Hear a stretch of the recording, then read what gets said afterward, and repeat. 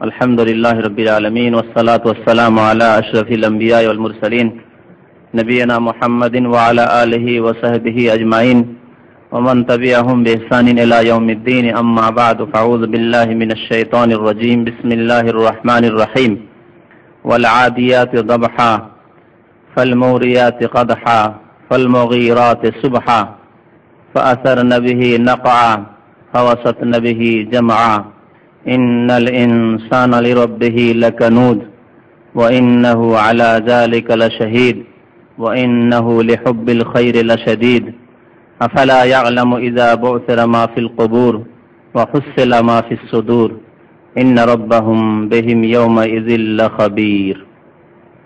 মহান আল্লাহর সমস্ত প্রশংসা, দরুদ ও সালাম নাযিল হোক প্রিয় নবী মুহাম্মদুর রাসূলুল্লাহ সাল্লাল্লাহু আলাইহি ওয়াসাল্লামের উপর। আল্লাহুম্মা সাল্লি আলাইহি আল্লাহুম্মা বারিক আলাইহি। আজকে তাফসীর হবে সূরাতুল আদিয়াত। এই সূরার নাম হচ্ছে সূরা আল আদিয়াত।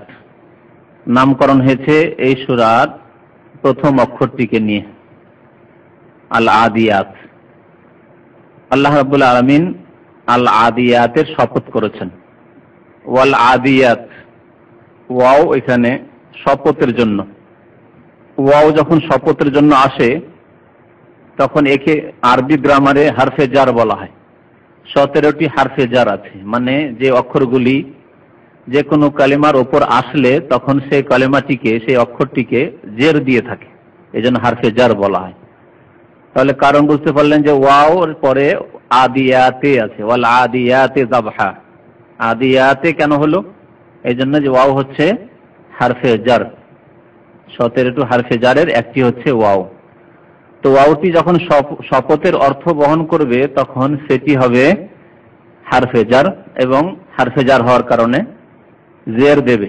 তারপরে যে কালিমাটি আসবে, যে ওয়ার্ডটি আসবে, সে অক্ষরটি তাকে জের দেবে। তো ওয়াল আদিয়াত মানে শপথ করি আদিয়াতের। আদিয়াত কি পরে বলছি। তো শপথ করি এটি একটি কর্ম, তাই না? Fail, verb. তো এখানে ফেল কোথায়? অর্থ করছি ফেলের, অথচ ফেল নেই। যেমন অন্যান্য সূরাতে রয়েছে ওয়াশ-শামসে, সূর্যের শপথ করছি। শপথ করছি মানে উকসিমু, ফেল, ভার্ব, ক্রিয়া। তো ক্রিয়া কোথায়? ফেল তো নেই। এই জন্য মনে রাখতে হবে যে এখানে ওয়াও এবং আদিয়াতের মাঝখানে একটি ফেল উজ্জ্ব আছে, লুকায়িত আছে। আরবি ভাষায় অনেক লুকায়িত থাকে, অর্থে আসে কিন্তু লিখার প্রয়োজন হয় না। লিখার প্রয়োজন হয় না, লিখলেও চলে, না লিখলেও চলে। যেমন কখনো কখনো আল্লাহ লিখেছেন, আল্লাহ রাব্বুল আলামিন বলেছেন কসম শব্দটি বা শপথ শব্দটি, ফেলটি। যেমন লা উকসিমু বিয়াউমিল কিয়ামা, আমি কিয়ামতের দিবসের কসম করছি, এখন উকসিমু আল্লাহ বলেছেন স্পষ্ট। আবার অধিকাংশ জায়গায় বলেননি। ওয়াশ-শামসি ওয়াদুহাহা, ওয়াল কামারে চাঁদের কসম, ওয়ান নাহারে দিনের কসম, ওয়াল লাইলি রাতের কসম, সবগুলিতে কোথাও উকসিমু আসেনি, কিন্তু অর্থ করছি, শপথ করছি, উকসিমুর অর্থ করছি। ওয়াল ফাজরে, ফজরের শপথ করছি, ওখানে উকসিমু আছে। তাহলে অধিকাংশ জায়গায় উজ্জ্ব আছে। তো আরবি ভাষার এই অলংকার, যে আরবি ভাষায় অনেক কথায় উজ্জ্ব থাকে কিন্তু অর্থে অবশ্যই চলে আসে। কেমন করে বুঝবো যে এখানে উজ্জ্ব আছে? শপথের একটি ফেল বা ভার্ব বা ক্রিয়া উজ্জ্ব আছে, কেমন করে বুঝবো? বোঝার জন্য ওয়াও শব্দ ওখানে রাখা আছে। ওয়াওটিকে বলা ওয়ায়ে কাসাম, শপথের ওয়াও। ওয়াও এসছে মানে এখানে কসমের ফেল বা ক্রিয়াটি উজ্জ্ব রয়েছে, লুকায়িত রয়েছে। যেমন এখন বর্তমান আরবরাও বলে, প্রাচীন যুগও বলতো আল্লাহ রাসূল জামানে, ওয়াল্লাহে বলে না, ওয়াল্লাহে। ওয়াল্লাহে মানে কি? আল্লাহর কসম, আল্লাহর কসম করছি। এর অর্থ হচ্ছে আল্লাহর কসম করছি বা আল্লাহর শপথ করছি। তো ওয়াল্লাহে মানে শুধু আল্লাহ আর ওয়াও দুটো জিনিস। তো এই আল্লাহর কসম করছি কোত্থেকে আসলো? এখানে আছে ওয়া উকসিমুল্লাহ বা উকসিমু বিল্লাহ, আমি আল্লাহর কসম করছি। তো এখানে ওয়াল্লাহে বলেন আর বিল্লাহে বলেন, যেভাবে বলেন না কেন, যখন কসম করবেন এখানে উকসিমু শব্দটি বা ফেলটি উজ্জ্ব আছে। ওই রকম কোরআনে যত জায়গায় কসমের আয়াতগুলি আছে সেখানে কসমের ফেল যদি না থাকে তাহলে ফেলটি ওখানে উজ্জ্ব আছে, পুশিদা, বা অর্থ ধরে নিতে হবে। শব্দে নেই কিন্তু অর্থ ধরতেই হবে। এখানে ওই রকম ওয়াল আদিয়াত আসলে ছিল ওয়া উকসিমু বিল আদিয়াতে। আল্লাহ বলছেন যে আমি কসম করছি, উকসিমু আকসামা থেকে উকসেমো ওয়াহিদ মুতাকাল্লিম, মুজারির সিগা ওয়াহিদ মুতাকাল্লিম, 14টি সিগা আছে, ফর্ম আছে। তো বর্তমান কালের আকসামা থেকে ইউকসেমো, ইউকসেমো থেকে ইউকসেমো করতে ইউকসেমো ইউকসেমো মানে করতে করতে উকসেমো নুকসেমো, আমি কসম করছি উকসেমো, আমরা কসম করছি নুকসেমো।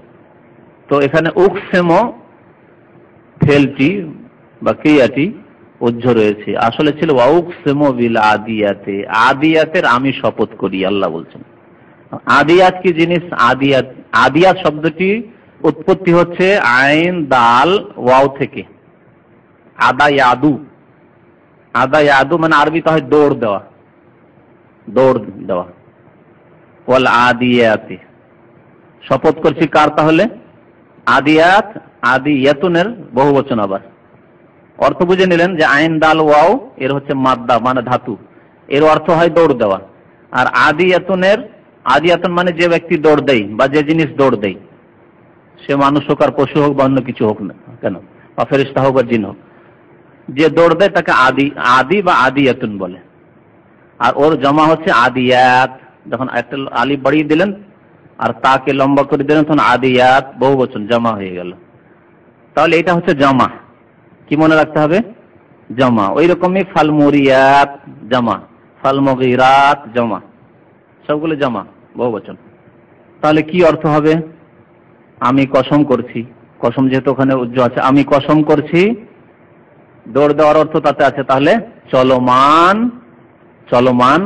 আর আদিয়াত কি চলমান, এর তাফসীর সংক্ষেপে বলা হয়েছে, তো কোরআন তো খুব সংক্ষেপে, এর তাফসীরে দুটি তাফসীর করা হয়েছে, চলমান ঘোড়া অথবা চলমান উট। আর দাবাহান মানে দৌড় দিতে গিয়ে ঘোড়ার যে একটি আওয়াজ হয়, যখন ঘোড়া দৌড় দেয়, ঘোড়া গাড়িতে চেপেছেন, টমটম বলেন না কি বলেন আপনারা, এক্কা গাড়ি, ঘোড়া গাড়ি, ঘোড়ার গাড়ি বা টমটম, টাঙ্গা, ঘোড়া যদি নাও চেপে থাকেন তো ঘোড়া গাড়ি যখন খুব দ্রুত বেগে চলে তখন একটি আওয়াজ হয়, পেটের ওর আওয়াজ হয়, আওয়াজ হয়, কারো মনে আছে? আওয়াজ হয় একটা। তো এটা যখন ওই শ্বাস প্রশ্বাসের আওয়াজ হয়, যখন দৌড় দেয় তখন একটা আওয়াজ হয়, পেটের ভিতর থেকে আওয়াজটা বের হয়। তো দাবহানের অর্থ হচ্ছে দৌড় দিলে যে শ্বাস প্রশ্বাসের একটা আওয়াজ হয়, একে বলা হয় দাবহান। এখন ওয়াল আদিয়াতে দাবহান পুরোটার অর্থ করেন। আল্লাহ কি বলছেন? আমি শপথ করছি ওই সব ঘোড়ার, ওই সব ঘোড়ার বা অশ্বরাজির, ঘোড়াকে কি বলে? অশ্ব, অশ্বরাজি বহুবচন, ওই সব অশ্বরাজি বা ওই সব ঘোড়ার যে ঊর্ধ্ব শ্বাসে চলমান হয়, ঊর্ধ্ব শ্বাসে ওই যে আওয়াজ হতে থাকে আর দ্রুত বেগে চলমান হয়, ঊর্ধ্ব শ্বাসে চলমান হয়। তো একসাথে দাবহানের অর্থ হয়ে গেল, দাবহান ঊর্ধ্ব শ্বাসে, দাবহান মানে ঊর্ধ্ব শ্বাসে, শ্বাস যখন উঠে তখন ওই আওয়াজটি হয়। তো ঊর্ধ্ব শ্বাসে চলমান অশ্বরাজির আমি শপথ করছি, বা ঊর্ধ্ব শ্বাসে চলমান ঘোড়াগুলির শপথ করছি, সহজ ভাষায় তরজমা। বুঝতে পারলেন? একটি তাফসীর। তাহলে আদিয়াত থেকে উদ্দেশ্য করেছেন আল্লাহ ঘোড়াগুলিকে, যেই ঘোড়াগুলি ঊর্ধ্ব শ্বাসে চলমান হয়। কোথায়? রণক্ষেত্রে, যুদ্ধের ময়দানে, সে ইসলামের জিহাদের ময়দানে হোক বা বাতিলের জন্য যারা লড়াই করে তারাও ঘোড়াকে যুদ্ধের ময়দানে রণক্ষেত্রে ব্যবহার করতে প্রাচীন যুগ থেকেই। তো যখন যুদ্ধের ময়দানে ঘোড়া দৌড় দেয়, শত্রুদের উপর আক্রমণ করে, তখন ওই ঊর্ধ্ব শ্বাসে চলমান হয়। এই ঘোড়ার আল্লাহ শপথ করেছেন, যেহেতু এই ঘোড়া ইসলামের খেদমতে বড় ভূমিকা পালন করেছে, এই ঘোড়া ইসলামের খেদমতে জিহাদের ময়দানে বড় ভূমিকা পালন করেছে, জিহাদ ফি সাবিলিল্লাহ নবী করিম সাল্লাল্লাহু আলাইহি ওয়াসাল্লামের জামানায়, তারপরে খোলাফায়ে রাশিদিনদের জামানায়। তাই আল্লাহ ওই ঘোড়াগুলির শপথ করেছেন। বুঝতে পারলেন? এখন সহজ ভাষায় একটি তাফসীর। এখন এই তাফসীরটিকে রেখে দেন, কিন্তু মনে রাখেন, বলবেন। আর একটি তাফসীর হচ্ছে কি বললাম, যে ঘোড়া নয়, উট। আদিয়াত মানে যে উটগুলি দৌড় দেয়, যে উট দৌড় দেয়, ঘোড়ার মতো তার উট দৌড় দেয় না, কিন্তু উটের দৌড় উটের মতো, উটের দৌড় উটের মতো। যদি উট উদ্দেশ্য করা হয়, যেটি দ্বিতীয় তাফসীর, তাহলে কি অর্থ হবে? আমি শপথ করছি, ওগুলো সব ঠিক আছে, যেহেতু ওয়াও কসমের জন্য, শপথের জন্য। আমি শপথ করছি ওই সব উটের, ওই সব উটের যা ঊর্ধ্ব শ্বাসে চলমান হয় বা দৌড় দেয়, ঊর্ধ্ব শ্বাসে চলমান হয় বা দৌড় দেয়। তো উট ঊর্ধ্ব শ্বাসে চলমান হয় বা দৌড় দেয় কোথায়? হ্যাঁ, না এখানে যুদ্ধের ক্ষেত্রে নয়। যারা উটের তাফসীর করেছেন, ঘোড়া তাফসীর করেননি, তারা যুদ্ধের মাঠের কথা বলেননি, তারা বলেছেন হজের ময়দানে। হজের ময়দানে কোথায়? আরাফা থেকে মুজদালিফা, মুজদালিফা থেকে মেনা, নবী করিম সাল্লাল্লাহু আলাইহি সাল্লামের জামানায় যখন হজে সাহাবায়ে কেরাম গিয়েছিলেন তখন কিসে চেপে? উটে চেপে। তো ওট যখন আরাফা থেকে মুজদালিফার দিকে ওই সন্ধ্যাবেলা মাগরিব হয়ে গেল, যারা হজ করেছেন জানেন, না হলে যে মুসলিম হিসেবে হজের মাসলা মাসাইল জানতে হবে আপনাকে। মাগরিব হয়ে গেল, এখন মাগরিব নামাজ পড়তে হবে না, সূর্য অস্ত হয়ে গেছে, এখন আপনি আরাফা থেকে মুজদালিফা আসুন, তখন উটে চেপে চলবেন। কেউ পায়ে হেঁটে চলছে, কেউ উঠে চেপে। তো এই ওঁটগুলি তখন দ্রুত বেগে ফাঁকা পেলে ওঁটগুলি দ্রুত বেগে চলে। নবী করিম সাল্লাল্লাহু আলাইহি সাল্লামের এই সুন্নত তরিকা, যেমন হাদিসে এসেছে যে যখন নবী করিম সাল্লাল্লাহু আলাইহি সাল্লাম ফাঁকা রাস্তা পেতেন তো নাফসা দ্রুত বেগে চলতেন, আর যখন দেখেন ভিড় ভাড় আছে, লোকজন চলছে বা ভিড় রয়েছে, তখন সাধারণ গতিতে চলতেন। কাউকে বলতেন না যে এই রাস্তা ছাড়ো, রাস্তা ছাড়ো, রাস্তা ছাড়ো, এলে রাস্তা হটো হটো হটো, সরো সরো, না, এই তরিকা নবী সাল্লাল্লাহু আলাইহি সাল্লামের নয়। যেমন অনেকের এই তরিকা রয়েছে, মানুষ চলছে ওর মধ্যে ওই বেল বাজিয়ে যাচ্ছে, মানে ও আগে যাবে না। নবী সাল্লাল্লাহু আলাইহি সাল্লামের আদর্শ হচ্ছে হজের মৌসুমে এইরকম, যে মানুষকে ধাক্কাধাক্কি করা নয়, সরানো নয়, যে রাস্তা ছাড়ো আমার উড় যাবে, এই না। যখন খালি জায়গা পেতেন, রাস্তা খালি রয়েছে, তখন একটু দ্রুত বেগে চলতেন, যখন রাস্তা খালি নেই তখন সাধারণ গতিতে চলতেন। তো যারা বলেছেন যে এখানে আদিয়াত থেকে আল্লাহ উটকে উদ্দেশ্য করেছেন, তারা বলছে যে এইটি হচ্ছে, এর সম্পর্ক হচ্ছে হজের কার্যাবলীর সাথে, যে আরাফা থেকে যখন মুজদালিফার দিকে প্রত্যাবর্তন করে তখন উটগুলি ঊর্ধ্ব শ্বাসে চলমান হয়। সেই উটগুলি যেহেতু আল্লাহর নেক বান্দাদেরকে, যারা জয়ুফুর রহমান, আল্লাহর মেহমান অতিথি, তাদেরকে নিয়ে চলেছে, এই উটদের আল্লাহ শপথ করেছেন, এই উটদের আল্লাহ শপথ করেছেন। এই সূরা আদিয়াতের এই যে কয়েকটি আয়াতে শব্দগুলি খুব ভারী ভারী রয়েছে, কথা অল্প, কিন্তু তার তাফসীর অর্থ একটু ব্যাপক আছে। এই জন্য যদি মনোযোগ দিয়ে শুনে রাখেন, তারপরে যখন তাফসীরটা পড়বেন সহজ লাগবে। আর তাফসীরটাকে মজবুত করার জন্য নিয়ম হচ্ছে এই, যে আপনি এখানে পড়লেন, তারপরে বাসায় গিয়ে তাফসীরটা নিজে পড়বেন, দেখবেন বুঝতে আরো সহজ লাগবে।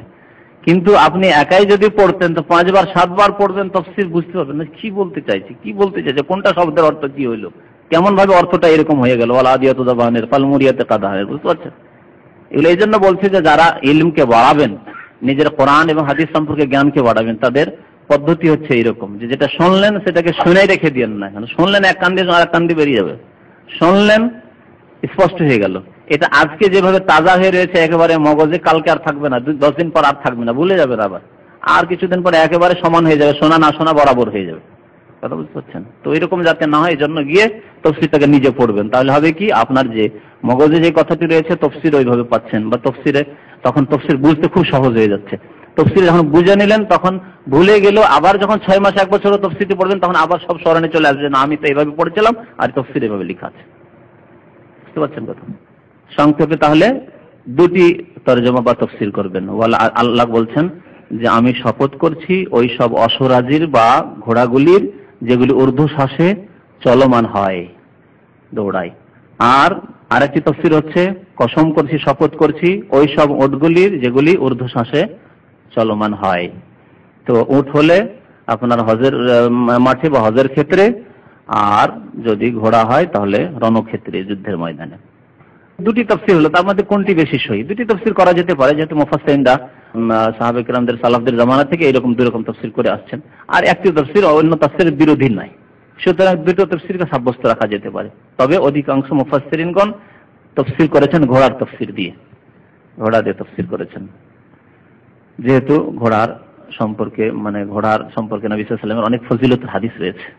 হাদিস রয়েছে সহিহ বুখারীতে, আল খাইলু মাকুদুন ফি নওয়াসিহাল খাইর ইলা ইয়াউমিল কিয়ামাহ, ঘোড়ার লালন পালন করা বড় সওয়াবের কাজ, যদি সৎ উদ্দেশ্য নিয়ে কেউ লালন পালন করে। আল খাইরু মাকুদুন ফি নওয়াসিহাল খাইর, ঘোড়ার ভাগ্যে, কপালে, নওয়াসি মানে কপাল, ঘোড়ার ভাগ্যে কল্যাণ লিখিত রয়েছে, ঘোড়ার ভাগ্যে কল্যাণ লিখিত রয়েছে ইলা ইয়াউমিল কিয়ামাহ, কিয়ামত পর্যন্ত। ঘোড়ার ভাগ্যে মানে ঘোড়া যে পোষে, ঘোড়াকে যে আল্লাহর দ্বীনের খেদমতে ব্যবহার করে, তাদের জন্য কল্যাণ লিখিত রয়েছে আল্লাহর পক্ষ থেকে। ঘোড়ার ক্ষেত্রে যুদ্ধে নবী করিম সাল্লাল্লাহু আলাইহি সাল্লাম যার কাছে ঘোড়া থাকতো তাকে 3 ভাগ দিতেন। জিহাদের ময়দানে গনিমতের মাল, যে কাফেরদের মাল ছেড়ে যে কাফেররা পলায়ন করলো যুদ্ধের ময়দান থেকে, তাকে গনিমতের সম্পদ বলা হয়। তো কাফেরদের ধন সম্পদ 3 ভাগ করা হতো, ঘোড়াওয়ালাদেরকে 3 ভাগ দেওয়া হতো। কেউ পায়ে হেঁটে জিহাদে গেছে 1 ভাগ পেল, সে তার নিজের ভাগ। আর ঘোড়া যার কাছে থাকতো ঘোড়ার জন্য 2 ভাগ পেত, আর 1 ভাগে নিজের। আর যারা বলেছেন যে ঘোড়া নাই, তাদের একটি যুক্তি আছে, ঘোড়ার তফসির নয়, বরং এটা উটেরই তফসির করা উচিত। বলছি এ সূরা হচ্ছে মক্কি সূরা, তাই না? আর মক্কায় জিহাদ ফরজ হয়নি, জিহাদ মদিনায় এসে ফরজ হলো, তাহলে ঘোড়ার কথা কি করে হতে পারে? উটের কথাই হবে। এই কথা বলে যদি আপনি ওই মানে তফসির খণ্ডন করেন, তাহলে মক্কায় থাকাকালীন হজ ফরজ হয়নি, মুসলমানদের হজ ফরজ হয়নি, যদিও জাহিলিয়াতের জামানায় কাফেররা হজ করতো, মুসলমানদের হজ ফরজ, হজ শেষ জামানায় ফরজ মদিনার জীবনে, এই বলে ওদেরও খণ্ডন করা যাবে।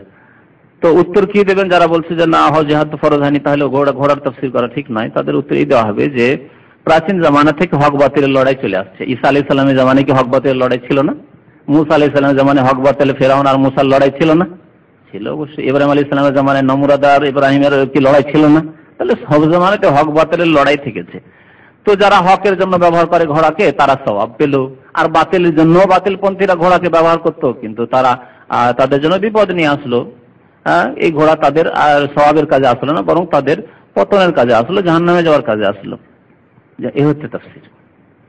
ফাল মুরিয়াতে কাদহান, ফা মানে অতঃপর, ফা মানে অতঃপর, তারপরে ওই ঘোড়াগুলি বা ওই উটগুলি কি করে? ফাল মুরিয়াতে কাদহান, ঘোড়া যখন চলে তখন দেখেছেন ঘোড়ার পায়ে খুর থাকে, নাল লাগানো থাকে, ওটা তো মানুষের লাগায়, কিন্তু এমনিও খুর যদি সে দৌড় দেয় তো আগুন দেখা যায়, মনে হচ্ছে আগুন ছড়াচ্ছে। বিশেষ করে রাত্রে দেখা যায়, রাত্রে ঘোড়ার গাড়িতে আমরা চেপে দেখেছি টমটমে, তো দেখা যায় যে মনে হচ্ছে পা থেকে আগুন বেরোচ্ছে, পায়ের খুর থেকে আগুন বেরোচ্ছে। ওই কথাটিকে এখানে বলা হয়েছে, ঘোড়া যখন দ্রুত বেগে চলে জিহাদের ময়দানে তখন কি হয়? ফাল মুরিয়াতে কাদহান, তখন অগ্নি স্ফুলিঙ্গ, অতঃপর এই ঘোড়াগুলি কি করে? বা অশ্বরাজি অগ্নি স্ফুলিঙ্গ বিচ্ছুরিত করে। ফাল মুরিয়াতে কাদহান, কাদহান মানে আগুনের অগ্নি স্ফুলিঙ্গ, আগুনের টুকরো, আর মুরিয়াত মানে বিচ্ছুরিত করা। ফাল মুরিয়াতে কাদহান, অতঃপর সেই ঘোড়াগুলি কি করে? অগ্নি স্ফুলিঙ্গ বিচ্ছুরিত করে। ফাল মুগীরাতে সুবহান, আর ঘোড়াগুলি কি করে? ফাল মুগীরাতে সুবহান, ফা অতঃপর, মুগীরাত আগারা থেকে, এর মানে হয় আক্রমণ করা, হামলা করা, আক্রমণ করা। নবী করিম সাল্লাল্লাহু আলাইহি ওয়াসাল্লাম যখন কোন এলাকায় জিহাদের জন্য যেতেন তখন রাত্রে পৌঁছলে রাতের অন্ধকারে আক্রমণ করতেন না। রাতের অন্ধকারে আক্রমণ করে দেওয়া কাপুরুষের কাজ, প্রথম কথা, ঠিক না? রাতের অন্ধকারে সবাই ঘুমিয়ে আছে আর আক্রমণ করবেন আপনি, কাপুরুষের কাজ। ইসলাম কাপুরুষতা শিখায়নি, বীরত্ব শিখিয়েছে ইসলাম, বাহাদুরি শিখিয়েছে ইসলাম। আল্লাহর রাস্তায় ফি সাবিলিল্লাহ আপনি জিহাদ করেছেন, মারলে গাজী আর মরলে শহীদ। নবী করিম সাল্লাল্লাহু মেরে ফিরে আসলেন, কাফেরকে মেরে যুদ্ধের ক্ষেত্রে জিহাদের ময়দান থেকে বাড়িতে ফিরে আসলেন, তো কি হয়ে ফিরে আসলেন? গাজী সাহেব হয়ে, যেমন হজ করে হাজী সাহেব আমাদের দেশের লোকেরা গাজী সাহেব ফিরে আসেন। উদ্দেশ্য হচ্ছে যে একজন মুমিন জিহাদের ময়দানে গেলে দুটোই লাভ, সে যদি সেখানে মরে যায় তো লাভই লাভ, শহীদ হলো, শাহাদাত পেল। আর যদি মরণ আল্লাহ ভাগ্যে নির্ধারিত না করে, খালিদ বিন ওয়ালিদের মতো সারা জীবন লড়াই করে এসে বিছানায় এবার মারা যাচ্ছেন, তখন কান্না করছেন, হ্যাঁ তো গাজী, তারপরেও গাজী ইখলাস থাকলে মরণ রাখেনি আল্লাহ আপনার জিহাদের ময়দানে, শাহাদাত রাখেননি। আর যদি শহীদ হয়ে যান তো লস নাই যে ক্ষয়ক্ষতি হয়ে গেল, না, শহীদ হলো, শাহাদাত দরজা পেল। আল্লাহ শাহাদাতের বিরাট উঁচু মর্যাদা রেখেছে। নবী সাল্লাল্লাহু আলাইহি ওয়াসাল্লাম কি করতেন?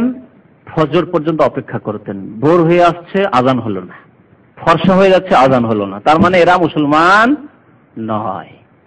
তাহলে যেই গ্রামে আজান হয় না, যেই মহল্লা, যে পাড়ার লোকেরা নামাজ পড়ে না, তারা মুসলমান বলে পরিচয় দিল না। তাই নবী করিম সাল্লাল্লাহু আলাইহি ওয়াসাল্লাম সাহাবায়ে কেরামরা তখন কি করতেন? হাদিসে এসেছে আগারা আলাইহিম, এই যে মুগীরাত থেকে, এই কথাটি দেখাবার জন্য হাদিসে আগারা শব্দটি ব্যবহার হয়েছে। আগারা থেকে মুগীরাত, ইসিম ফাইলের সিগা মুগীর, তখন হামলা করতেন, আক্রমণ করতেন। তো ফাল মুগীরাতে অতঃপর, আর সুবহান মানে ভোর, সকাল। সকালটা একটু আম, হ্যাঁ ব্যাপক, সকাল মানে ভোরকে বলা যেতে পারে, তারপরে সময়কে বলে। আর সুবহান একবারে মানে যেটা প্রত্যুষে বলে, হ্যাঁ একেবারে ভোরে, ফজর ফজর যেটি। ফাল মুগীরাতে সুবহান, অতঃপর সেসব ঘোড়া অশ্বরাজি কি করে? আক্রমণ করে। আক্রমণ করে কখন? সুবহান, ভোরে ভোরে। যেহেতু নবী করিম সাল্লাল্লাহু আলাইহি ওয়াসাল্লাম সাহাবায়ে কেরামদের নিয়ম ছিল ভোরে ভোরে গিয়ে আক্রমণ করা, রাতের অন্ধকারে আক্রমণ করা নাই। অতঃপর সেসব অশ্বরাজি আক্রমণ করে থাকে সুবহান, ভোরে। ফাআসারনা বিহি নাকআন, যখন এইভাবে শত্রুদের উপর আক্রমণ করে তখন মরুভূমিতে বা যেখানে ধুলোবালি আছে, তো ধুলোবালি উড়বে না, স্বাভাবিক ধুলোবালি উড়বে। তো ফা আসার না, অতঃপর আসার না, আসার না মানে উড়ানো, আসারা, আসারা থেকে আসার না, জামা মুয়ান্নাসের সেগা। আসারা মানে উড়ানো, ধুলো উড়ানো, বালি উড়ানো, উড়ানো, কোনো কিছুকে উড়ানোকে আসারা বলা হয়। বসি উড়াচ্ছেন আসারা। তো ফা আসার না বেহি নাকআন, নাকআন মানে গোবার, গোবার মানে ধুলো, নাকআন মানে ধুলো, ধুলো বালিকে নাকআন বলা হয়। তাহলে কি হলো, অতঃপর সেই অশ্বরাজি বা ঘোড়াগুলি কি করে, ধুলো উড়িয়ে, এই আক্রমণের মাধ্যমে কি করে থাকে, ধুলো উড়িয়ে থাকে, ধুলো উড়িয়ে থাকে। ফাওয়াসাতনা বিহি জামা, আর যখন এইভাবে ঘোড়া আক্রমণ করে তখন পিছপা হয় না, তখন শত্রুদের মধ্যে ঢুকে পড়ে, শত্রুদের উপর আক্রমণ করতে গিয়ে শত্রু দলের মধ্যে ঢুকে পড়ে।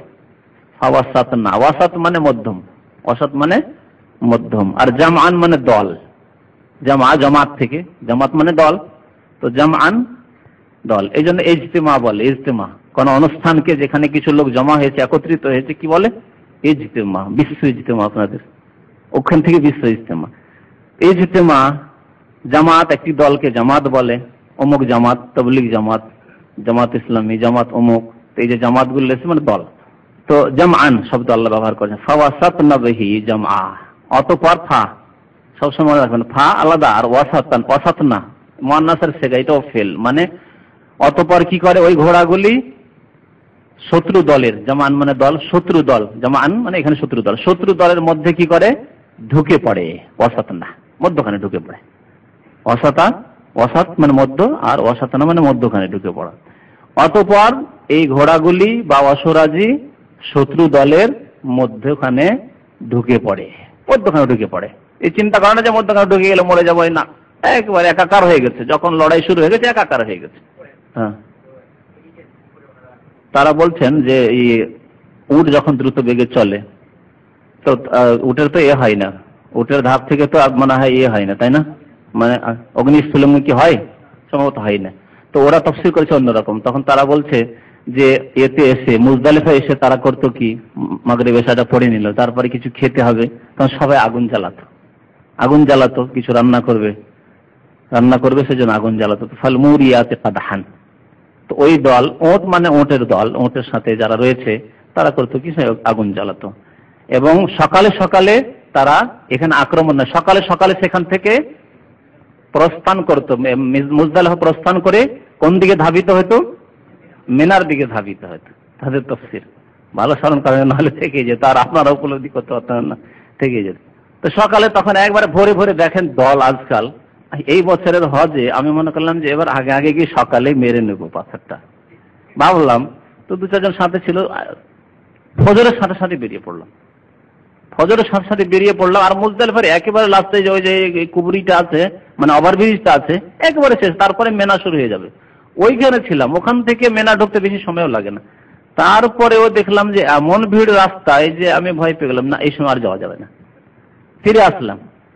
তো আল্লাহর রহমতে ফিরে চলে আসলাম। আসার পরে মনটা দুর্বল হয়ে পড়লো, তখন মানসিক দিকে দুর্বল হয়ে পড়লাম যে এই ভিড়ে আর যাবো না, এত সকালে ভিড়, তার মানে রাত ওই 2-1টাতে বেরোতে হবে মনে হয় সকালে মারলে, এরকম ভেবে আমার সাথে কয়েকজন ছিল ভাইরা, আমি এসে খেমাতে আরাম করতে লাগলাম। আরাম করলাম কিছুক্ষণ, আরাম টারাম করে যা বের হলাম 10:30টার দিকে।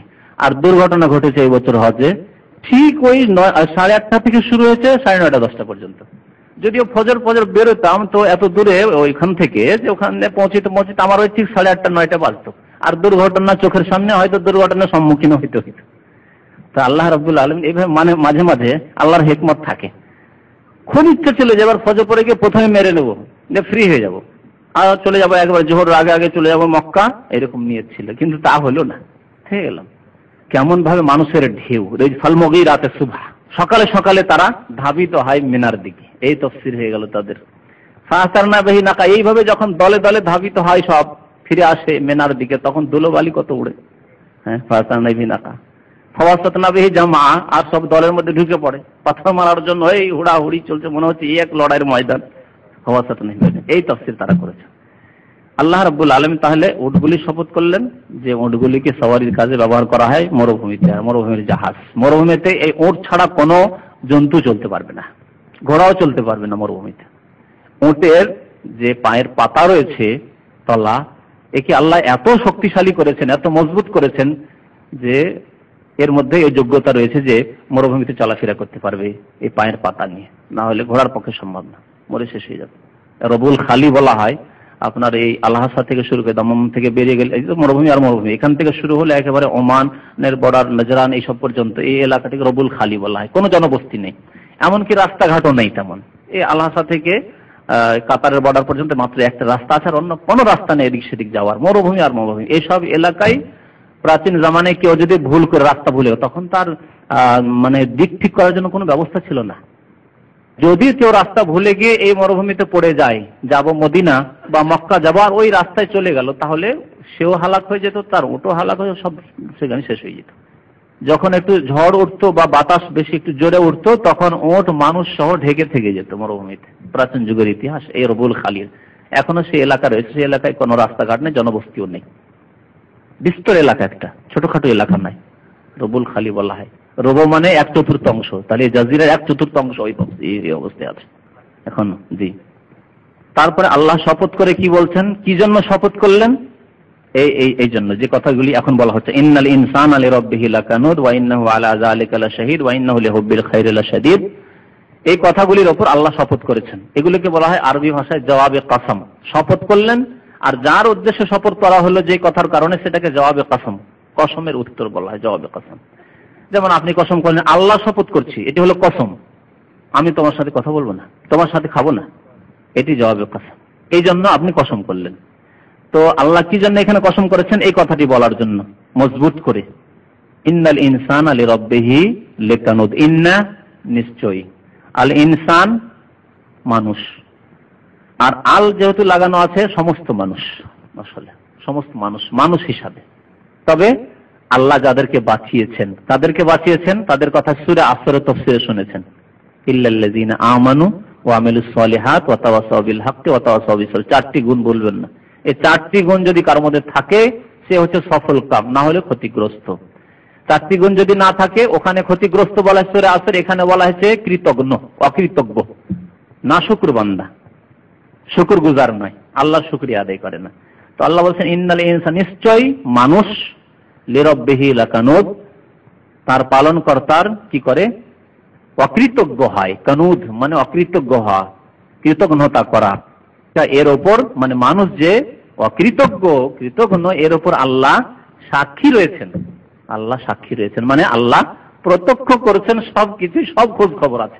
আপনার গোপনীয় ব্যাপার হোক, গোপনে আপনি নাশুকরি করেন, পাপ করেন, আর খোলাখুলি করেন, মনে আপনার কালিমা থাক, মুনাফিকি আর কপটতা ভরা থাক, কুফরি আর শিরক ভরা থাক, সবকিছু আল্লাহ রাব্বুল আলামিন জানছেন। আল্লাহ সাক্ষী রয়েছেন। আল্লাহ সাক্ষী না, সবকিছুর আল্লাহ সাক্ষী রয়েছেন। কাল কিয়ামতে আল্লাহ বলবেন, দেখো তুমি তো জাতিতে মুসলমান, কিন্তু অন্তরে নিফাক ছিল। আল্লাহ, আমি তো মুসলমান, আমার বাবা মুসলমান, তোমার অন্তরের খবর আমি রাখি। ইন্নাহু আলিমুম বিযাতিস সুদূর, তোমার মনের কথা জানি। তো মানুষকে ধোঁকা দিয়েছো, তুমি মুনাফিক ছিলে, তোমার অন্তরে শিরক ঢুকানো ছিল, আমার ভালোবাসা ছিল না, আমার ইবাদত তোমার অন্তরে ছিল না, পীর ওলি আউলিয়া তোমার অন্তরে ঢুকানো ছিল, মুশরিক ছিলে তুমি। ওয়া ইন্নাহু আলা যালিকা লাশাহিদ ওয়া ইন্নাহু লিহুব্বিল খাইরি লাশাদীদ। আর নিঃসন্দেহে মানুষ, এখানে মানুষ ডেফিনিট, এখানে আল্লাহর কথা নেই। তাহলে ওই আগের আয়াতটিতে আল্লাহ হলেও তাফসীর ঠিক রয়েছে, আর মানুষের তাফসীর করলেও ঠিক রয়েছে। আর এখানে ওয়া ইন্নাহু, আর নিঃসন্দেহে বা নিশ্চয় সে মানে মানুষ, লিহুব্বিল খাইরি, হুব্বুন মানে ভালোবাসা, লাম মানে জন্য, হুব্বুন মানে ভালোবাসা, খাইর মানে কল্যাণ বা ভালো। কিন্তু খাইরের তাফসীর ব্যাখ্যা অধিকাংশ আয়াতগুলিতে ধন দিয়ে করা হয়েছে। খাইর মানে দুনিয়ার খাইর, ধন, টাকা পয়সা, ধন সম্পদ, জমি জায়গা। লাশাদীদ, লাম তাকিদের জন্য, আর শাদীদ মানে কঠোর, শক্ত। শাদীদ মানে কঠোর বা শক্ত, প্রবল। তো ইন্নাহু লিহুব্বিল খাইরি, নিশ্চয় নিশ্চয় নিশ্চয় নিশ্চয় দুবার এই জন্য করলাম যে ওখানে লাশাদীদ আছে, লাম আছে, একসাথে করে দিলাম। নিশ্চয় নিশ্চয় মানুষ, লিহুব্বিল খাইরি, ধন সম্পদের ভালোবাসায়, ধন সম্পদের আসক্তিতে কি মত্ত বা কঠোর, বড় শক্ত, পাগল তার জন্য, একেবারে ধন সম্পদের জন্য মন ভরছে না। যতই টাকা হয়ে যাক না কেন, মন ভরছে না, সত্যি কথা। কথা সত্যি, প্রত্যেক মানুষের আপনি যদি 20 বছর আগের আপনার ইতিহাস স্মরণ করেন, আমার ব্যক্তি জীবন অভিজ্ঞতায় মনে হচ্ছে, মনে করতেন 10-20 হাজার টাকা হইলে যথেষ্ট, আর কি প্রয়োজন। কিন্তু লাখ লাখ টাকা হয়ে যে মনে হচ্ছে মন ভরছে না, উফ এই হয়েছে, আরেকটা হইতো, আরো কিছু হইতো, আরো কিছু একটা বাড়ি করতাম, একটু গ্রামে বাড়িটা হয়তো শহরে করতাম, মন ভরবে না, মানুষের মন ভরবে না। লিহুব্বিল খায়র, ধন সম্পদের ভালোবাসায় মানুষ হচ্ছে কি প্রবল, একবারে খুব বেশি আসক্তি রয়েছে মানুষের, এটি হচ্ছে মানুষের প্রকৃতি। তাহলে অপছন্দনীয় কোনটি আর কোনটি জায়েজ না জায়েজ মোটেই না? ধনের ভালোবাসা জায়েজ না জায়েজ নয়? এখন প্রশ্ন আপনাদের কাছে, জায়েজ কতদূর পর্যন্ত জায়েজ? যতটুকু প্রয়োজন, প্রয়োজন মেটার জন্য জায়েজ, যেভাবে হোক না কেন। তাহলে প্রয়োজন মেটানোর জন্য, প্রয়োজন যদি আল্লাহ না মিটায়, আপনাকে শুধু 3 বার কোন রকম পেটে খেতে দিচ্ছেন, প্রয়োজন মেটানো, বাড়ি নেই, ওই এখনো খড়ের বাড়ি বা দেয়াল বাড়ি, মাটির বাড়ি, তো প্রয়োজন তো মিটেনি। আপনি ভাবছেন গ্রামের বাড়ি একটা শহরে বাড়ি করতে চাইছেন, তো প্রয়োজন মিটেনি ভাবছেন। তাহলে কি প্রয়োজন মেটানোর জন্য এখন ভিসার ব্যবস্থা করতে হবে, আদম ব্যাপারী করতে হবে, আর ওই মানুষকে ধোকা দিতে হবে, মিথ্যা কথা বলে ব্যবসা করতে হবে, জাল জুয়া চুরি করতে হবে, না জুয়া খেলতে হবে, না সিডি বিক্রেতাগুলো ফিল্ম বিক্রি করতে হবে, ঠিক নাকি? না, মোটেই না। এই জন্য কথা শোনেন, তার আরেকবার বলেন দেখি কেউ ভালো সুন্দর করে, যে কতটুকু ধনের ভালোবাসা প্রত্যেক মানুষের প্রকৃতিতে আছে, কারো কম কারো বেশি। কতটুকু জায়েজ এই বর্ডারটা বলেন, আর কতটুকু জায়েজ নাই? জি, হালাল উপায়ে যতটা আসে, জি হালাল উপায়ে যতটা আসে জায়েজ, এবং এতটুকু ভালোবাসা জায়েজ। তাহলে এটাকে আরো সুন্দর করার জন্য আমি বলছি যে আর একটা ভাষা লাগবে, ওনার ছাড়া আর একটা ভাষা লাগবে, সেটা কেউ বলতে পারেন কিনা? আপনি বলেন দেখি, ওইটা বললেন তো, যে বর্ডার কোথায়, যে এরপর আর বেশি ভালোবাসা করা যাবে না ধন সম্পদের সাথে, সন্তুষ্ট হতে হবে, এটাও ঠিক, কিন্তু না, এটাকে আরো বর্ডারটাকে মানে সুন্দর বর্ডার হলো না, কাটা তারের বেড়া হলো না, বর্ডারে মজবুত বর্ডার লাগবে। সেটা বর্ডার হচ্ছে এই যে ভালোবাসা এতটুকু জায়েজ যে ধনের ভালোবাসার জন্য দিন যাতে নষ্ট না হয়, দিনকে ঠিক রেখে, পরকালকে ঠিক রেখে ধনের ভালোবাসা জায়েজ। আর যদি ধনের ভালোবাসায় আসক্তিতে দিন কিঞ্চিত পরিমাণ নষ্ট হয়, ধন প্রাধান্য পেয়ে যায়, পার্থিব জীবন পার্থিব স্বার্থ প্রাধান্য পাওয়া যায়, সেটি হারাম, সেই ভালোবাসা হারাম। বুঝতে পেরেছেন কথা? তাহলে ব্যাপক অর্থ। আপনি দেখেন যে আপনার কাছে আপনার টার্গেট আখেরাত, একজন মুমিন, এই আখেরাতকে ঠিক রেখে যা ধন আসছে আসুক, কোটি কোটি টাকা আসুক, অপছন্দনীয় না। জাকাত দিচ্ছেন, আপনি হক আদায় করছেন, গরিব মিসকিন এতিম বিধবার আত্মীয় স্বজনদের হক আদায় করছেন, বাবা মায়ের হক আদায় করছেন, তারপরে আল্লাহ আপনাকে কোটি কোটি টাকা দিচ্ছে। এখানে কোনো বর্ডার নেই যে 10 লাখ টাকা হয়ে গেছে যথেষ্ট, বা 1 কোটি টাকা হয়েছে আর বেশি জায়েজ না, এরকম কিছু আছে কি? না, সারা পৃথিবীতে আপনি 1 নম্বর ধনী হয়ে যান, কিন্তু পরকালের কিঞ্চিত পরিমাণ কোনো একটু জিনিস যাতে নষ্ট না হয়। বেশি পয়সা হলে এত ব্যস্ততা, নামাজের সময় পাইনি, চলবে? মসজিদে যেতে পারছি না, বাসায় পড়ে নিচ্ছি, অফিসটা বন্ধ করতে পারছি না, সবসময় টেলিফোন আসতে আছে, টাকা পয়সা বিভিন্ন জায়গায় আমার লেনদেন, চলবে? চলবে না। জি না, চলবে না, অবশ্যই চলবে না। একটি কথাতে আপনি সবকিছু নিজে ওজন করেন এখন, যে কতটুকু চলবে কতটুকু চলবে, এসে বর্ডার। যে ধন সম্পদের আসক্তি আপনার দিনের কিঞ্চিত পরিমাণ যাতে নষ্ট না করে, দিনকে পুরোপুরি বহাল রেখে তারপরে ধন আসুক, অসুবিধা নেই, 10,000 20,000 স্যালারি আসুক মাসে, অসুবিধা নেই, আর তার উপর সন্তুষ্ট থাকতে হবে। যেসব কথাবার্তা আপনারা বললেন সবগুলি ঠিক আছে, কিন্তু এটা হচ্ছে বর্ডার আসল। তো ইন্নাহু লিহুব্বিল খায়রি লাশাদীদ, নিঃসন্দেহে মানুষের প্রকৃতি হচ্ছে যে ধন সম্পদের আসক্তিতে বড় প্রবল, মেতে রয়েছে। তারপরে আল্লাহ উপদেশ দিচ্ছেন মানুষকে, কত আল্লাহ তিনি রহিম, দয়াবান, দয়ালু, যে উপদেশ দিচ্ছেন। আফালা ইয়ালামু, মানুষ কি চিন্তা করে না, জানে না? ইয়ালামু, আলেমা ইয়ালাম মানে জানা, উপলব্ধি করা। তো আফালা, আ মানে কি, লা মানে না, তো কি মানুষ জানে না? ইযা বুসিরা মাহফিল কুবুর, যখন উত্থিত করা হবে, বুসিরা মানে উত্থিত করা, আসলে বাসারা বলা হয় কোন জিনিস ঢাকা রয়েছে, তারপরে আপনার মাটিটিকে সরিয়ে বাসারা, এই মাটি সরালেন, এটা হচ্ছে বাসারা, তারপরে যা ছিল মাটির তলে তা উঠালেন, একে বাসারা বলা হয়। তো কবর থেকে মানুষকে যা উঠানো হবে, যেদিন কিয়ামত কায়েম হবে আল্লাহর আদেশে, একে আল্লাহ বলেছেন বুসিরা। আফালা ইয়ালামু, মানুষ কি জানে না? ইযা বুসিরা, যখন উত্থিত হবে, উঠানো হবে, মাহফিল কবুর, যা কিছু কবরে রয়েছে, কবরে যে কবরস্থ রয়েছে, যে উঠানো হবে, সেই সময় বা সেই লোকের কি হবে এ সম্পর্কে কি জানে না? বিশ্বাস নেই, জ্ঞান দেওয়া হয়নি, তখন হিসাব নিকাশ হবে, জবাবদেহি করতে হবে। আফালা ইয়ালাম, এই সম্পর্কে জ্ঞান নেই। তাহলে তখন যে জবাবদেহি করতে হবে, ধন সম্পদের আসক্তি যদি প্রবল থাকে আর তার জন্য আপনি দিনকে একেবারে নষ্ট করে দেন, আপনি আপনার নামাজ, ইবাদত, বন্দেগী, আপনার হালাল হারাম সব একাকার হয়ে যায়, তাহলে জবাব দিতে হবে, কবর থেকে উঠতে হবে। এই কি চিন্তা নেই? আল্লাহ উপদেশ দিচ্ছেন, আফালা ইয়ালাম, সে কি জানে না? মানে মানুষ কি জানে না? এজা বসেরা, যখন তাকে উত্থিত করা হবে, যখন উত্থিত করা হবে মাহফিল কবর, যা কিছু কবরে রয়েছে, মানে কবরে যে ব্যক্তি রয়েছে তাকে উঠানো হবে এবং হিসাব নেওয়া হবে। তাহলে হিসাবের কথা আল্লাহ স্মরণ করিয়ে দিচ্ছেন। হিসাবের কথা যদি স্মরণ থাকে তাহলে হারাম খেয়ে মরতে পারি না। হারাম খেয়ে মরবো, নামাজ না পড়ে মরবো, আর প্রথম প্রশ্ন হবে যে নামাজের হিসাব দাও।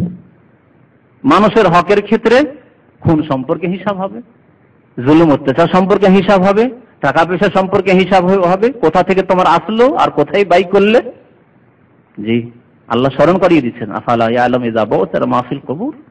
তাহলে কবরে যা আছে এটা মাটির তলায় আছে, মাটির তলা থেকে উত্থিত করা হবে, এই একটি কথা আল্লাহ বললেন। আর একটি কি বলছেন? ওয়া হুসিলা মা ফিস সুদূর, এবং অর্জিত হবে, হাসালা থেকে হাসিল হওয়া মানে অর্জন করা, ওয়া হুসিলা মানে অর্জন করা, অর্জন করানো হবে, মজহুল। ওয়া হুসিলা অর্জিত হবে বা অর্জন করা হবে বা বের করা হবে, সহজ ভাষায় করেন যে বের করা হবে, মা ফিস সুদূর, যা কিছু অন্তর রয়েছে। সাদারের বহু বচন, সাদার মানে বক্ষ, বুক, বক্ষকে সাদার বলে, সুদূর। তো যা কিছু মানুষের অন্তর রয়েছে তা কি করা হবে? বের করা হবে, প্রকাশ করা হবে। কবর থেকে উত্থিত করা হবে মানুষকে হিসাব নিকাশের জন্য, আর অন্তরে যা কিছু রয়েছে তা প্রকাশ করা হবে, বের করে দেওয়া, খুলে রেখে দেওয়া হবে। দুটি কথাতে মিল রয়েছে। কবরে ছিল, ঢাকা ছিল, উত্থিত করা হলো। অন্তরে ছিল, ঢাকা ছিল, পৃথিবীতে বোঝা যাচ্ছিল না যে কে মুনাফিক, কে মুশরিক। সব জাতিতে মুসলমান, যত দেখছি এরা মুসলমান। বাংলাদেশে কত পার্সেন্ট মুসলমান? 90% মুসলমান। হ্যাঁ, সৌদি আরবে কত মুসলমান? 100% মুসলমান। কিন্তু এর মধ্যে যে কত আগাথা আছে, নাস্তিক আছে, মুনাফিক আছে, হয়তো মুশরিক আছে, যার অন্তরের সম্পর্ক, তার কিবলা হচ্ছে পীর, তার কিবলা হচ্ছে মাজার, হ্যাঁ, তার কিবলা হচ্ছে সেকুলারিজম, জাতীয়তাবাদ, এগুলি হচ্ছে তার কিবলা, এগুলি হচ্ছে তার ধ্যান ধারণা, বিশ্বাস। এগুলি আমরা জানতাম না, সবকে জানতাম মুসলমান কে, এই নেতা মুসলমান, এই লোক মুসলমান, ঠিক না? তাহলে পৃথিবীতে গোপনে ছিল, যেমন কবরে যে আছে গোপনে আছে, কিচ্ছু জানি না, কবর থেকে উঠানো হবে তাকে হিসাব নিকাশের জন্য, তার অবস্থা সম্পর্কে আমরা জানি। ঠিক তেমনি মানুষের অন্তরে যে কি আছে আমরা জানি না। বাহ্যিক দেখছি লোকটি ভালো, কিন্তু ভেতরে যে কি ছিল আল্লাহ ভালো জানেন। আল্লাহর লিস্টে সে মুসলিম কিনা সে আল্লাহ ভালো জানেন। এটা কখন প্রকাশ পাবে? কাল কিয়ামতে, কবর থেকে যখন উঠবে, ওয়াহুসিলা মা ফিস সুদূর, অন্তরে যা কিছু আছে তা প্রকাশ করে দেওয়া হবে। এই জন্য বিদাতি চমকিবে, এই ওযুর অঙ্গগুলি তে চমক থাকবে, যেহেতু ওযু করেছেন, নবী সাল্লাল্লাহু আলাইহি ওয়াসাল্লাম বলেছেন যে ওযুর অঙ্গগুলি তে চমক থাকবে, আর তাদেরকে দেখে চেনবো, তো বিদাতিকে চেনা যাবে। এরা হাউজে কাউসারে পানি পান করার জন্য আসবে, নবী কারীম সাল্লাল্লাহু আলাইহি ওয়াসাল্লাম বললেন আসতে দাও, ফেরেশতারা এদেরকে তাড়াবে, তাদেরকে পিটিয়ে তাড়াবে, পাগল। যেমন ওই দেখেছেন কোন জায়গায় যদি কোনো ঘটনা ঘটে আর পুলিশ পাহারা দিয়ে রয়েছে আর লোকেরা দুই বার করে দেখতে যান কেমন পিটুনি দিয়ে তাড়ায়, তো এরকম পিটুনি দিয়ে তাড়াবে এই বিদাতিদেরকে, যারা বিদাত করেছে, ধর্মের নামে, দিনের নামে নতুন কাজ করেছে। তখন নবী কারীম সাল্লাল্লাহু আলাইহি ওয়াসাল্লাম দেখবেন যে এদের ওযুর অঙ্গগুলি চমকিছে, তখন বলবেন যে ও সাহাবী, এরা আমার সঙ্গী, আসতে দাও। তখন ফেরেশতারা কি বলবেন? ইন্নাকা লা তাদরি মা আহদাসু বা'দাক, সহিহ বুখারীর হাদিস। হে নবী, আপনি জানেন না। তাহলে বুঝাচ্ছেন নবী গায়েব জানতেন না, সবকিছু অদৃশ্যের খবর জানতেন না, অদৃশ্যের সব খবর আল্লাহ ছাড়া কেউ জানেন না। ইন্নাকা লা তাদরি, হে নবী আপনি জানেন না, মা আহদাসু বা'দাক, আপনার পরে এরা কি কাজ করেছে, কি আহদাসু মানে নতুন নতুন কাজ করেছে, শুধু কাজ করে নাই, নতুন নতুন কি কাজ করেছে যা আপনি করেননি, আপনার সাহাবীরা করেন, আপনার খলিফারা করেন। মা আহদাসু বা'দাক। তখন নবী কারীম সাল্লাল্লাহু আলাইহি ওয়াসাল্লাম কি বলবেন? যাক, মাফ করে দাও, আসতে দাও, বলবেন কি বলবেন? সোহকান, দূরে তাড়িয়ে দাও, লেমান গাইয়ারা বাদি, আমার পরে যারা সঠিক দিন, সত্য দিন, ইসলামকে পরিবর্তন করে দিয়েছে, গাইয়ারা চেঞ্জ করে দিয়েছে, বিকৃত করে দিয়েছে। আসল ইসলাম তাদের কাছে নেই। মারিফত, তরিকত, মুজাদ্দিদি, তো নকশবন্দি, তো চিশতি, তো কাদেরি, এই দল তো ওই দল, এতগুলি লেভেল যাদের হয়ে গেছে, তাড়িয়ে দাও এদেরকে। কিন্তু বাহ্যিক আমরা জানি সব মুসলমান, কিন্তু কেমন মুসলমান, অন্তরে যে কি রয়েছে, অহসেলা মাফিস সুদূর। যেদিন কবর থেকে উঠবে সেই দিন অন্তরে যা কিছু মানুষের রয়েছে তা প্রকাশ করে দেওয়া হবে। অহুসসালা মা ফিস সুদূর। তারপর আল্লাহ বলছেন ইন্না রাব্বাহুম বিহিম ইয়াওমা ইযিল লাখাবীর। কেমন করে প্রকাশ করে দেওয়া হবে? পৃথিবীতে অন্তরে থেকে গেল, প্রকাশ পেল না, ভিতরেই থেকে গেল। ভিতরে জিনিসকে প্রকাশ কেমন করে করা হবে? কিসের ভিত্তিতে? আল্লাহর ইলমের ভিত্তিতে, আল্লাহর সম্যক জ্ঞানের ভিত্তিতে। আল্লাহ হচ্ছেন আলিমুন খাবীর, সূক্ষ্ম দৃষ্টি যিনি রাখেন, সবকিছু যিনি জানেন। আলিমুন বিজাতিস সুদূর, অন্তর্যামী যিনি যে আল্লাহ, সেই আল্লাহর ইলম এবং জ্ঞানের ভিত্তিতে এবং তার সাথে সাথে বাহ্যিক আমলনামা তাদের লেখা রয়েছে, তার ভিত্তিতে তাদেরকে এইভাবে উঠানো হবে, তাদের অন্তরের অবস্থা প্রকাশ করা হবে। ইন্না রাব্বাহুম, নিশ্চয়ই তাদের পালনকর্তা। কাদের? মানুষের পালনকর্তা। বেহিম, তাদের সম্পর্কে। বেহিম মানে তাদের সম্পর্কে। ইয়াউমা ইযিন, সেই দিন মানে কাল কিয়ামতে। লাখাবীর, সূক্ষ্ম দৃষ্টি রাখবেন, সবকিছু খবর রাখেন। সেই দিন সবকিছু খবর রাখেন, কে কোথায় আছে, কি অবস্থায় এসছে, পৃথিবীতে তার কি অবস্থা ছিল, তার রেজাল্ট কি আছে, ফলাফল কি আছে, আর কোথায় লুকাচ্ছে নাকি, সব খবর আছে। কেউ চোখের আড়ালে পালাতে পারবেন। ইন্না রাব্বাহুম বিহিম ইয়াউমা ইযিল লাখাবীর। আল্লাহ রাব্বুল আলামিন সেই দিন প্রত্যেককে তার আমল অনুযায়ী, তার অন্তর এবং তার আমল অনুযায়ী বদলা দেবেন, প্রতিদান দেবেন। তাহলে মনে রাখতে হবে যে সবচেয়ে গুরুত্বপূর্ণ হচ্ছে মানুষের অন্তর, মানুষের কলব। অন্তরকে পরিষ্কার রাখতে হবে। ঈমান দিয়ে কুফরিকে তাড়াতে হবে, সরাতে হবে। ঈমান ইসলাম দিয়ে শিরককে তাড়াতে হবে। ঈমান ইসলাম দিয়ে ভর্তি করে নিফাক, কপটতাকে তাড়াতে হবে। ঈমান ইসলাম এবং মুসলিম ভাইদের দরদ দিয়ে হিংসা, বিদ্বেষ, শত্রুতা এসবকে তাড়াতে হবে, সরাতে হবে। অন্তরকে পরিষ্কার করতে হবে। নিয়তে খুলুসিয়াত নিয়ে আসতে হবে, লিল্লাহিয়াত নিয়ে আসতে হবে। আল্লাহর সন্তুষ্টির জন্য যে কোনো কাজ করতে হবে। একজন লোক বাহ্যিক দৃষ্টিতে দেখলাম, আরেকটি উদাহরণ দিই, যে মাশাআল্লাহ একটি ইসলামিক সংগঠনের নেতৃত্ব দিলেন 30 বছর 40 বছর ধরে, আর মাশাআল্লাহ তার অনেক খেদমত আছে, আর পত্র পত্রিকাতে অনেক কিছুই লেখা হলো যে তিনি এই করেছেন, ইসলামিক চিন্তাবিদ ছিলেন, তো এই ছিলেন, সেই ছিলেন, অনেক কিছুই। কিন্তু তার অন্তরের খবর আমরা রাখি না। যদি তার অন্তরে গদির লোভ থেকে থাকে, গদির লোভ, আমার পদটা আছে বলে কাজ করছি, কালকে যদি পদ থেকে সরে, অনেক নেতৃস্থানীয় ব্যক্তিকে দেখা গেছে, নেতৃস্থানীয় ব্যক্তি বলতে এখানে আমি বুঝেছেন যারা দুনিয়াদারি নেতৃত্ব দিচ্ছে, যারা দিনের ধর্মীয় সংগঠন করে নেতৃত্ব দিচ্ছে, তাদের মধ্যে এক শ্রেণীর লোককে দেখা গেছে যে তাকে সংগঠনের নেতৃত্ব থেকে সরিয়ে দেন, সাধারণ একজন মেম্বার বানিয়ে দেন, অথবা মেম্বারশিপ থেকে তাকে সরিয়ে দেন, ঘরে গিয়ে বসে গেল, আর কাজকর্ম নেই তার দিনের দাওয়াত নেই, দিনই অ্যাক্টিভিটিস নেই, সাংগঠনিক কোনো কাজ নেই, দিনের খেদমত নেই, কিচ্ছু নেই। তাহলে এতদিন কার জন্য কাজ করছিল? আল্লাহর জন্য না নিজের জন্য? বলে এটা দুনিয়া তো ধরে প্রকাশ পেল না, আমরা বলতে পারবো যেহেতু অন্তরের খবর নেই আমাদের কাছে। কিন্তু কাল কিয়ামতে ওয়াহুসসালা মা ফিস সুদূর, অন্তরে যা আছে তা প্রকাশ পেয়ে যাবে। কি অন্তরে ছিল? আপনার উদ্দেশ্য ছিল গদি, আপনার উদ্দেশ্য হলো টাকা পয়সা যে নাড়তে চাড়তে পাবেন, যে নেতৃত্বে আছেন, টাকা পয়সা সব চারিদিক থেকে কালেকশন হয়ে আপনার কাছে আসবে, আর সেই নিয়ে খুব মজ করবেন, ছেলে মেয়েদেরকে দেশ থেকে বিদেশে পড়তে পাঠাবেন, আপনার স্কলারশিপ গুলো যে আপনার সংগঠন দিচ্ছে সেগুলি আপনার নিজস্ব লোককে দিতে পারবেন। হচ্ছে না কি এগুলো হচ্ছে না? হচ্ছে। জি, এইসব কথা হয়তো আমরা বললে অনেক সময় সত্য হতে পারে, মিথ্যা হতে পারে, কিন্তু আল্লাহ রাব্বুল আলামিন যে খবরের ভিত্তিতে সেই দিন অন্তর কথা প্রকাশ করবেন তা হবে চিরসত্য। ঠিক কিনা বলেন? চিরসত্য। সুতরাং সাবধান, প্রথম অন্তরের ক্ষেত্রে সাবধান, অন্তরকে পরিষ্কার করুন, খুলুসিয়াত নিয়ে আসুন, আল্লাহর সন্তুষ্টির উদ্দেশ্য রাখুন, তারপরে আমল লাগবে, আমল ছাড়াও আবার হবে না।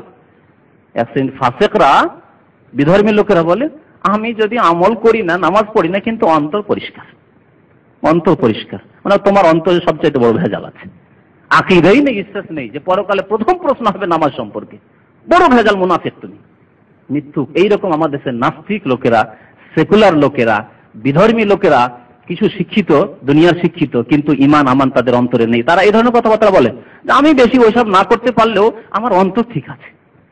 মোটেই অন্তরটা ঠিক নেই। অন্তরে প্রথম ঈমান লাগবে, শিরককে তাড়াতে হবে, নেফাককে তাড়াতে হবে, আর ঈমান লাগবে প্রথম। ঈমান কোথায় তোমার?